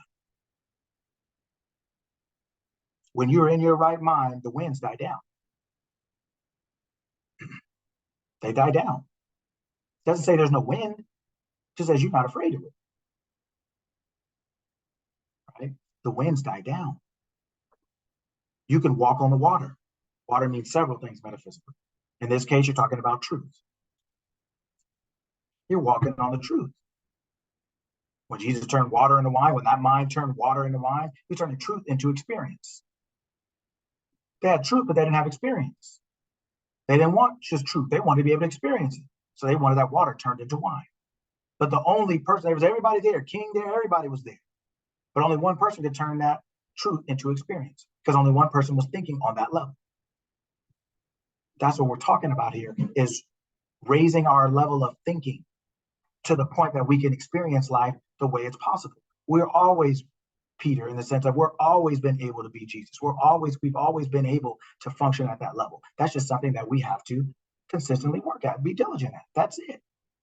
It's not crazy. It's not all weird or deep or anything. It's not that. It's just spending some time with yourself on a regular basis, sitting down and getting quiet and thinking. Affirmations are good for a lot of people for a lot of different reasons. One, they just change the thought in your mind, just like gum changes the taste in your mouth. It just changes the thought. You want to just put a thought in that's going to change the one you're thinking. Like, man, oh, that's not going to work. Oh, it's flu season. Oh, God, I hope I don't get, you know what? No. I'm always in perfect health. I'm always perfect health. I'm perfect, whole, and complete. Just an affirmation, just something to change the thought that's going on in your mind right now before it starts stinking, right? You just have maybe some onions and some garlic, and you don't want to walk around the world like that. So you're going to say, you know what? Before I start talking to anybody, let me go on and change this taste up a little bit. Same thing. You have all these thoughts in your mind. You wake up, and before you start talking to anybody, you better realize what you're thinking. Because you out here, just your mind's thinking. You out here saying some stuff you shouldn't be saying because you're thinking some stuff you shouldn't be thinking. So that's one good thing affirmations do, is they change the thought in your mind. Right? Another one is it scrubs some thoughts out of your mind that you just really need to get out. You just need to scrub off. They've been there too long. And you kind of just need to start working out. You need to get a different body type. You need to start exercising your mind. You need to start getting this back on track. Right? Another great thing affirmations do is saturate your mind. You just literally just get a glass of water. You just pour water in it all the time till it comes over. That's all there is water. There's water everywhere. You just saturate your mind with a thought or something or things you want to think until it crowds out everything else. Till it crowds out the doubt, the fear, the anxiety, the worry, the panic. You're like, man, everything I set my hand to prospers. My leaf is always green. My tree never ceases to bear fruit. Man, I have perfect timing. I'm always in the right place at the right time. I know everything I need to know and what to do about it. All the world means me well and treats me kindly. Everything is working out for my highest and best good, always. Those are things you should be walking around saying to yourself instead of, oh, shit, or it's traffic, or, oh, God, here we go. Or instead of worry about the winds and waves, get them to die down. Start walking on your water. Start walking on your life. Start walking in the truth of your life and turning that truth into experience. Not just say I went somewhere and I heard something. That's why I make everybody participate. Because you're not going to sit up here like all these other places, let you come in, sit down, slide in the back, give a couple dollars, and you the same cat walking out as you were when you walked in. Because you didn't pay any attention. You just sat there and say, give me what you got. This ain't Denny's. No, you're going to do some work up in here. You're going to get in the back and cook just like everybody else up in here. Because if you want to eat, you can cook. Now, that doesn't really go for me because I don't really cook that much. But I microwave the heck out of something, though. I will reheat it. That's no judgment here. We don't do that. But that's why we're here to participate, so that you can learn, so that you can grow, so that you can apply this when you walk out of here. Just saying, oh, I went to so-and-so, it sure was good. Now you have brunch with your lips all greasy, pocket lighter, and now you're right back to Monday looking crazy, feeling crazy, and sounding crazy because you didn't make any investment in your own experience by participating. That's why we participate here. Everybody, this is how you learn, right? You start thinking. That's why I want you to sit here, listen to me, and not saying anything. I want to hear what you guys think about this or that or this or that, so we can come together and reason and grow and develop, right? So that when you get off here, you can walk out, and when something happens, when the winds come up, you're like, oh yeah, but I've been practicing today, y'all. Ain't happening. And you can control your mind. You can control your mood. You can control your emotions. You have control because you're learning how to think. You're learning that you are the thinker. Your mind doesn't just get to think whatever it wants. You're in control of that, but not if you don't know better. Well, I just can't help it. Well, if you can't help it, who's supposed to do that? But I'm grown. Well, which one are you? Because a grown person can't talk about I can't help it. That's what kids say. You don't like it, want to change it? Yeah, but I can't help it. That's what kids say. That's what a younger, immature mind says. You got to help it. It's your life. If you can't help it, sayonara. See you later. And we don't want that, right? So we want to make sure we're thinking properly to live well. So you are your safety. Within you is safety. It's the feeling of safety, the knowledge of safety, the awareness of safety. And the more time you spend with yourself, the more time you talk to yourself, the more time you do that, you'll start to feel it. You'll start to get different ideas about everything, not only things to do, but things about what your life should be. Your health, your relationships, your money, you'll start to think differently. You will renew your mind. It will transform your life. So that's one of the texts it says in here. Be you transformed by the renewing of your mind. Not by 50 push-ups, not by how many jobs you get, not what type of education you have, not what gender you are, not how long your hair is, not where you live, not what type of car you drive. Be you transformed by the renewing of your mind. When you change your mind, you change your life, because the life you have right now is based on the mind you have. And everybody wants to be something different while they stay the same. That's why everybody wants to come in places like this and just sit here and be like, oh, that was good. Or say, oh, it was terrible. But they want to sit in the back and just give me what you got. So you want to be more, have more, and do more while you stay the same. You have what you have because you are what you are. And if you want more, we have to be more, all of us. So this is a never ending thing. When I say I learned something, or just because I may be talking more than most of us, does not mean Like I said, I was somewhere yesterday. I didn't say anything for 2 hours. I listened to people talking about all kind of stuff. Right. Change your mind, change your life. Choose your mind, choose your life. It's good to change your mind and change your life, but it don't matter if you change your life from one bad to the other, change it from bad to good, from good to great. You can choose not only the type of life you have, but where it is, what every aspect of that.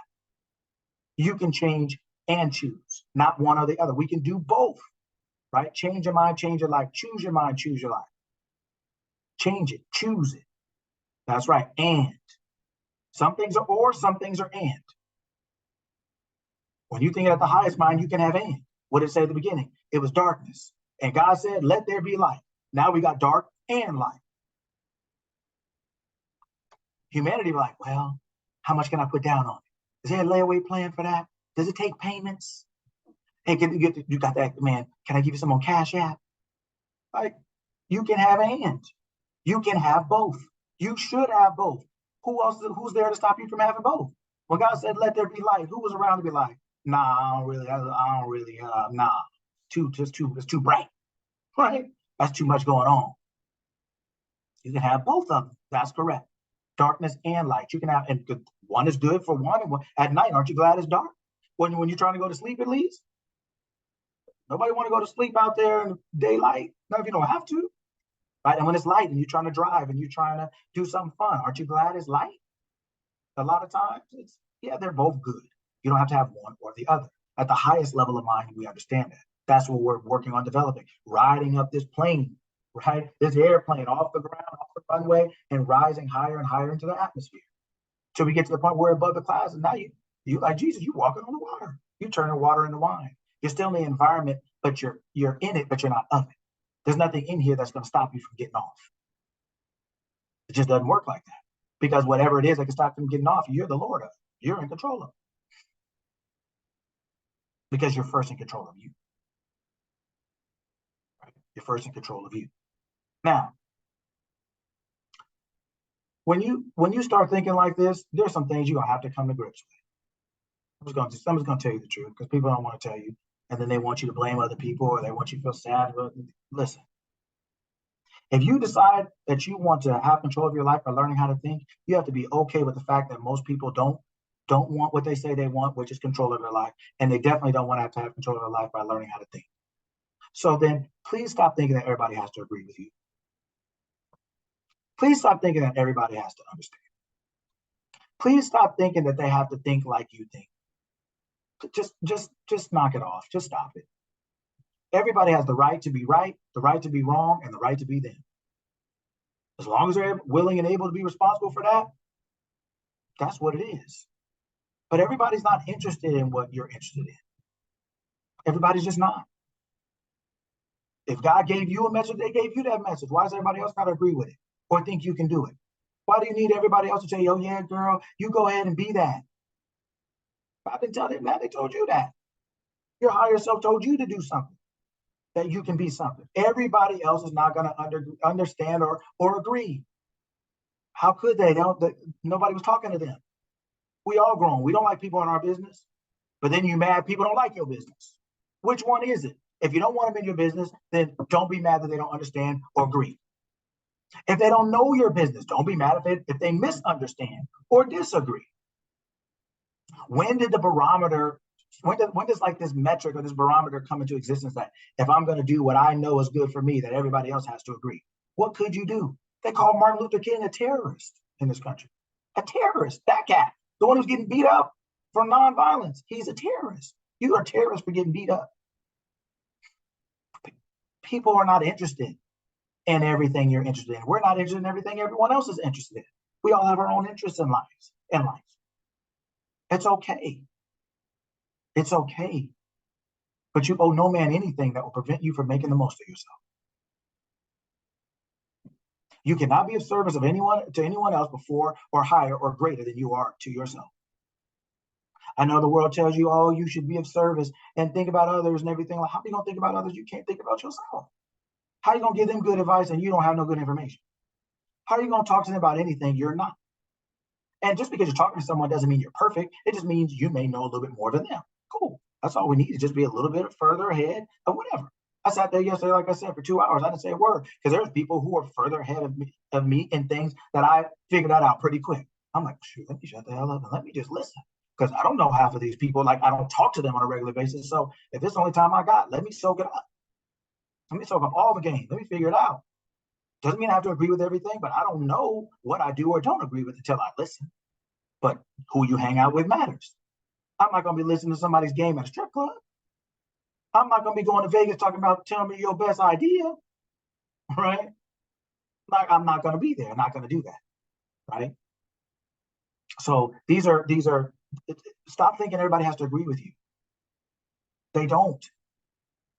But the reason we feel that a lot of times is we feel like we have to control other people to get to where we want to be. And you don't. You don't. Your dream is your dream. Your lane is your lane. Your desire is your desire. You have to be okay with that. Same cat in here with this mindset. Jesus said, his parents are looking for him. They said, don't you know I'm supposed to be, don't you know I'm here about my father's business? I'm not here to be playing with y'all. I'm here to be about my father's business. I'm here to be about the business I came to be about before I came here. That's what I'm about. You guys think it's something else. Cool. I ain't mad at you for what you think, but I don't mean it's what I think. Everyone doesn't have to agree with you. Everyone doesn't have to see it the way you see it. Everyone doesn't have to believe in your dream. It's nice, makes us feel good. It's a nice little boat, but it's not real. Those people on the boat with you can't help you. Right? You have to be okay with that. You have to be willing to be misunderstood until they understand. That's not your expectation or your hope, but you have to be okay with that. Everybody's not where you are. We're not saying we're better than anybody. That's not what we're saying. But I'm saying as individuals, all of us have our own paths. And if you know what yours is, and hopefully you are, and you will by the time by spending time with yourself and getting to know and hear so that you can do that, cool. But as you do that and you go off on your path, don't expect everybody to understand or agree. Encourage or support. Everybody's in their own situations. And everybody's trying to figure it out here. We all trying to figure it out. Right? So we're not here talking about being better than anybody or this or that, but you can live a better life than other people. Everybody here is equal when you're born, but after that, there ain't no equality. This is a performance-based business. And if you don't know what you're thinking or how to think or know what you're talking about or how to talk, you're gonna suffer more than somebody who does. So we're all equal in promise and potential, but not in performance and not in outcome. So everybody wants different things. Everybody's on different times. Everybody's going in different directions. You find people that are like-minded. You find people that you enjoy spending time with. But even then, everybody's still an individual. No matter what group you're in and what size or huge or small, they're still comprised of individuals. So people are still going to have individual things. So the information I give you, you take it. I give it to you in this way so that you can try to find yourself in it and see where you fit. I'm not telling you where you fit. I'm telling you, here's the environment. See where you fit. See which part of this applies to you. Some, all, none, just a little bit. See what applies to you. And take it with you and use it to raise yourself, to realize who you are. That's what this is for. I'm not trying to convert you into anything. I ain't calling nobody any names. Like, this is the something so-and-so convention. No. This is Mindset Saturday. This is your mind, my mind, our mind. Is learning it, understanding it, so that you can apply it to ways that are beneficial to you, to go your direction, to go your way, to be who you want to be, not who I want you to be, who somebody else wants you to be, who you want to be. This is your time. This is your body. This is your life. This is your experience. But you have to, in order to maximize that, you have to know how to think so that you don't drown, so that you don't stay in the boat and wish you could get out, so that you don't get out and wish you never got out. So somebody has to save you all the time. That's what we're on here. You can turn this off. Thank you. Right? That's what we're on here. That's what I want everybody to understand. Right? All these things are important. A lot of the times when people are asking you, I pop up on what is it, Instagram Live? Is that what they call it? IG? Right? And I pop up on there like the Easter Bunny. But so I'm live and and I get on and get off. But I leave a trail. I leave a little, I leave the video that I did. I don't wait for people to come on. I don't care about, well, we're going to get on and wait. I don't care who come on. I say what I said, and I meant what I said, and I'm out. So follow me afterward or whatever else it is.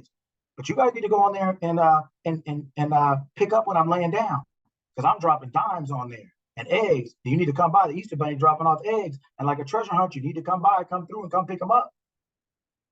And one of the things I said last week is there is understanding and agreement are not synonymous.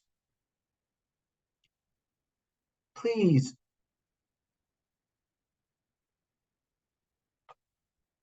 Understanding and agreement are not synonymous. Just because somebody understands you doesn't mean they have to agree. And vice versa. Most people aren't even asking for understanding, they're asking for agreement. Oh, girl, you don't understand. No, I understand. I can repeat exactly what you said. I just don't agree. Oh, well, you have to be able to understand somebody to help them. Yeah, I have to understand what you said. I don't have to agree. Oh, well, what we need in the world is understanding. I understand exactly what it did. What I understand exactly what happened. You went to the store and stole them chips. What part of this don't I understand? No, I just don't agree. Understanding and agreement are not the same thing. They're not synonymous. What most people are asking you for is not understanding. They're asking you to agree. They're asking you to agree because they want to stay as they are, and they want somebody else to be there with them. They want you to feel. They're just like, oh, well, you have to understand. No, I don't. Yeah, I have to understand what you said, but I don't have to agree. Those are not the same things. Right? Understanding and agreement are not the same thing. Now, if you understand and you agree, then cool. But make sure that which one it is you're doing, one or both, but make sure you're clear on it is, and make sure whomever you're talking to is clear. Because a lot of times people are trying to get you to, they're really trying to get you to agree to something. They're not really asking for your understanding. They don't care if you understand or not as long as you agree. That's what people really want more than anything. They don't even care if you understand. They don't care if you understand. You can speak different languages. If you got your hand out and be like, can I have some? It don't take much to understand. They just want agreement. You don't need to have a whole sentence over it, a whole book. They just want to know, do you agree? Will you give me something? Understanding and agreement are not the same. Right? Make sure which one you're asking for or which one you're being asked for, because they're important. You can't agree to everything. And I know everybody wants to feel good and feel like, oh, it is a no.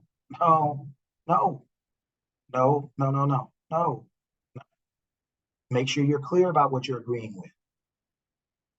Make sure you're clear that you understand what they're saying, but that does not mean agreeing. Yeah, be quick to listen, to hear, so to speak, and try to understand. But that doesn't mean I agree. I didn't volunteer for that second part. Second part is a second part. I can stop after one. I can get an elevator and push the first floor. I ain't got to push 2, 3, 4, 5. I only need to get off here. I'm going one floor at a time. And no matter if I push the 10th floor, I'm still going one floor at a time. So I'm going to stop and make sure there's no cap in between these floors or on this level. Right? So these are things I want us to understand. These are things I want us to get. We have to start understanding things. Right? We have to start understanding.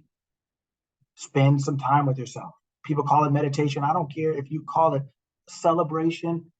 I don't care what you call it. You need to spend some time with yourself. We need to spend time with ourselves before we start walking out in the world talking to everybody. Start running around chasing everybody. Start running around talking about we're doing this, we're manifesting, and we're this, and we're that, and we're this. You're not doing anything. You're just a hot mess going somewhere to happen. And when the wind starts blowing, now you're crying. Right? Get yourself together. Mind your business. Mind it. Actually mind your business. Mind the business of being you. Who is that? Who am I? What am I? So that you go out in the world and you can walk on this water, turn into wine. You could be out here clicking and clacking, making it work. Right? This is the way it's supposed to go. This is the way it's supposed to be. Right? Now, last week I said, for some of you who try to sneak in later, last week I said to work on your day, right? That means to write out your day. So yesterday you did something. Did you write out your day and put an equal sign and say, what did I get from that day? Did anybody on here do that last week or this week?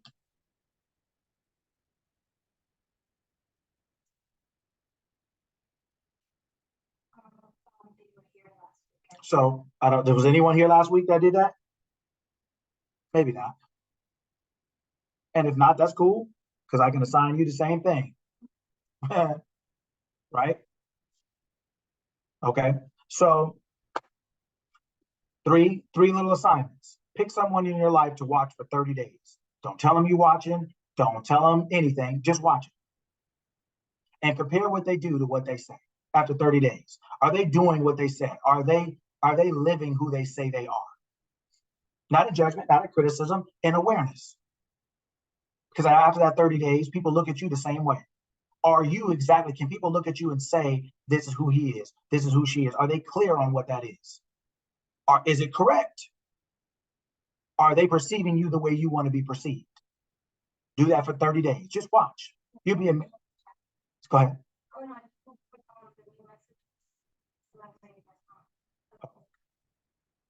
Yes. Yeah. Seriously, you're going to be amazed. You are going to be amazed at how much you've been fooled yourself. How much stuff that we look at with bias because somebody tells us they're this. So we start looking at them through that filtered lens. And we don't realize then when we talk to them, we're like, why is this? Yeah, because they're not that. They're what you see them doing that you're just saying, oh, that's just a, oh, that's just, no, that's them. That's just that they've done it 12 times. That's just who they are. That's who they are, not what they said, not what they told you they are.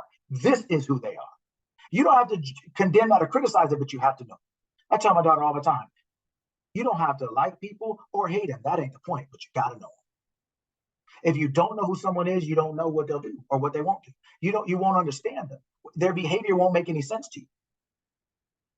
You won't know how to deal with this relationship or whether you should have one at all. Watch somebody for 30 days.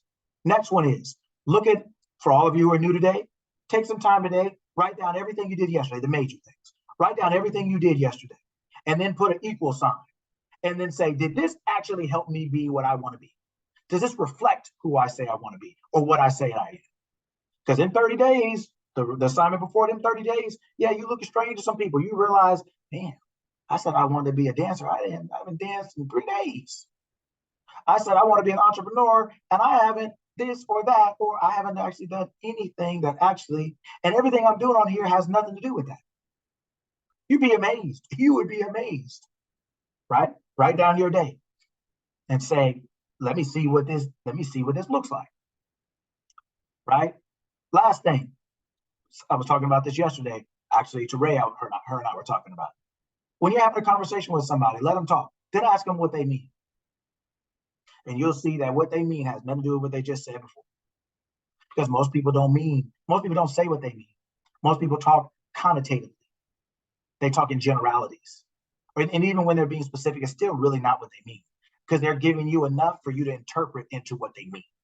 You're adding it.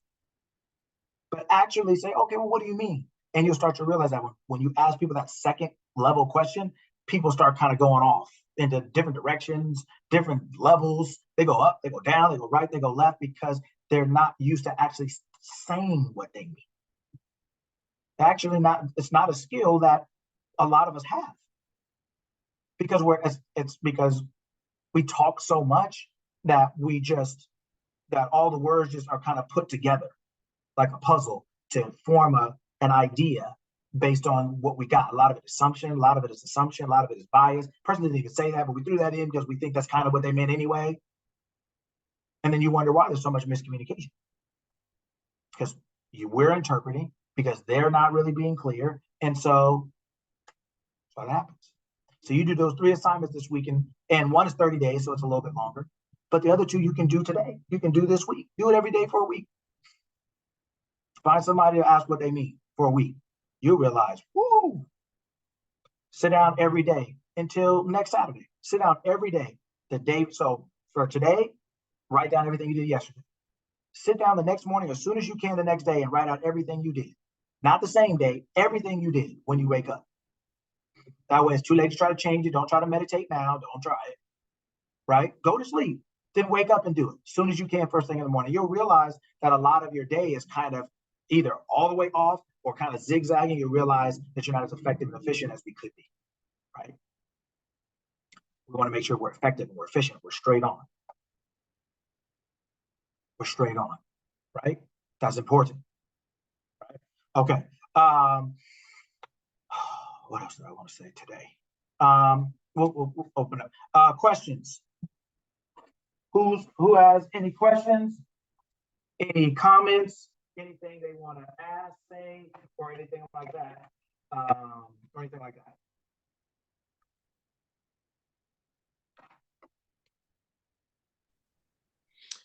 that. Coach Lucky, I just wanted to interject something that what you talked about today brought to my mind. 2 Corinthians chapter 5, verse 7, where it says, we walk by faith, not by sight. And the word walk in another Bible I saw it in, it says we live by faith, not by sight. And that's kind of like all I wanted to say. Cool. So 2 things, right? One, yeah, we do live by faith, not by sight, right? And what we're doing now is a lifestyle, just like any other ones we have. Stupidity is a lifestyle. Ignorance is a lifestyle. Ridiculousness is a lifestyle. Intelligence is a lifestyle. Everything is a lifestyle if you engage in it in your life on a regular routine basis, right? So learning how to think so that we can live well is a lifestyle. That's why we participate here. So that people don't think they can just come in for 2 hours, sit here, let somebody tell them what to do, what to think, and how to feel, and they're going to walk out and change their lives. They're not. Not without your effort, not without your own participation. It doesn't work like that. It's a lifestyle. It's not something that you can just turn on and turn off like a light. It doesn't work like that. And to be able to live well and be in control of our own life by learning how to think is a lifestyle. It's a lifestyle. It takes your effort, your attention, your intention, your focus. It just does. Stop people from drowning? It does. To walk on the water? It does. To not be afraid of the winds? It does. To take your time and to go up on a mountain and pray, so to speak, before you get out and start checking your social media, your phone, it's a lifestyle, number one. So, right, walking by faith and not by sight. It's hard to walk by faith in something or someone you don't know. All you got is sight, because at least you got that. At least I can see outside. At least I can see this or see that. It's hard to walk by the non-physical when all you know is the physical. And if you don't develop that non-physical, which most of us don't, that is why we rely on the physical for everything. But life is not a fortune teller. It's a mirror. And walking by faith and not by sight, yeah, but life is also not a tutor. It's a teacher. It ain't giving you, it's not a tutor. It's not going to sit down with you and do this or that. It's going to give you a test and it's going to see what you got. It's not a tutor. It's not going to sit down there with you and be, no. I gave you the information. I taught you. I showed you. I told you. If you need more help, you need a tutor. Life is not doing that with you. You have to do that with you. You have to tutor. You have to find people to spend time with who will help you and support you. You have to sit down and study and spend time with yourself and study and learn how to use your mind. Nobody's going to make you do that, because nobody can do that. You have to do that. But life is giving out a test. And when they pass out that test, it's like a test in school. You can't talk now. Don't ask me no questions now. Can you just tell me? No, I mean, I'm not asking for the answer. I just don't understand. I know. That's why you're asking for the answer. No, I'm not, but you are, because you don't understand. You don't understand because you're not prepared. You're not ready. Life is not a tutor. It's a teacher. It's always asking you what you know. Always asking you who you are. Always asking you how ready you are. So it's hard to walk by faith and not by sight when you don't know what you're believing in or who you're believing in, starting with your own self. Sight is all you got. At least you know that. So absolutely. Absolutely. That's why we have to spend the time we spend. That's why it's a lifestyle. It's not 2 hours, come show up and be like, I did my thing once a week and I'm gonna feel good and God loves me now. Baptizing ain't saving your bills. Communion ain't out here making you rich. Like all these things, like, all these traditions and ceremonies and people coming in just to have something done to them or done on them, and then they leave and go back to their old crazy mind, their old crazy life, their old crazy way of thinking. Can't do that. Right? So that's a different thing. What else? Any other questions?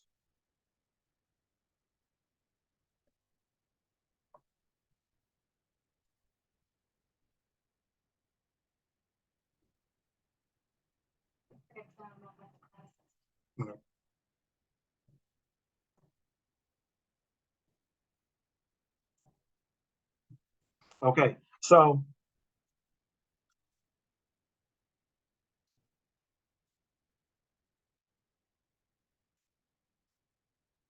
it is no matter where you get it, it's important that you get support. No matter where you get it, no matter whom you get it from. It's important. Everybody has coaches. First one is your parents, or your parents. It's the first coach you have, first teacher you have are your parents, or the immediate adults around you, the ones who are raising you, whomever those are. Those are your first ones. Then you go to school and you have official teachers, so to speak. Then you play on a team, you have official coaches. But in every area of life, you have people showing you how to be what you want to be, or how to get the most out of your desired participation in any area of life. That's it, right? We're not learning things on our own. Nobody's getting the math book and just sitting there looking at it, right? It's just it's you're having somebody who knows what they're doing show you how to do that. That's it. That's just what it is, right? In every area of life, in school, playing a sport, riding a bike, everybody is learning, right? And they're usually taught by people who know not everything, but more than the person they're teaching. That's it, right?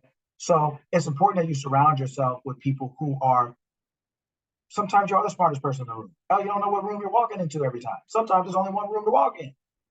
You try not to make it a habit by becoming aware and conscious of where you are, but sometimes it just does happen, right? And sometimes that's a reflection of you. Sometimes you have just risen up the scale enough where you that person now, and you didn't even realize it until you started talking, and you're like, oh wow, I've grown. Right? And so that's cool. But you try to surround yourself with like-minded people so that you can continue to grow and things like that, right? So that is important. It is important, right? Find like-minded people as best you can. Listen to like-minded things.